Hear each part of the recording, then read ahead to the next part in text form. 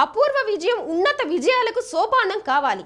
జాతీయ అంతర్జాతీయ పోటీల్లో సత్తా చాటాలని జిల్లా కలెక్టర్ ఎస్ ఢిల్లీరావు అన్నారు.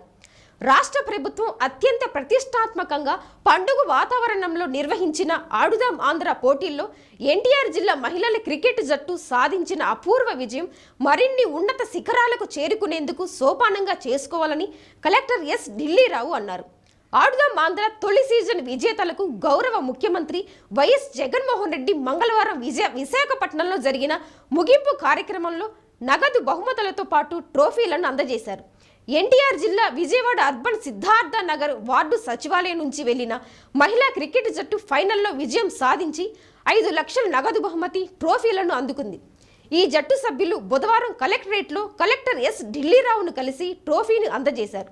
జట్టు సభ్యులు జిల్లా క్రీడల అభివృద్ధి అధికారి, కోచ్, మేనేజర్, నోడల్ అధికారులను కలెక్టర్ ఢిల్లీరావు అభినందించారు.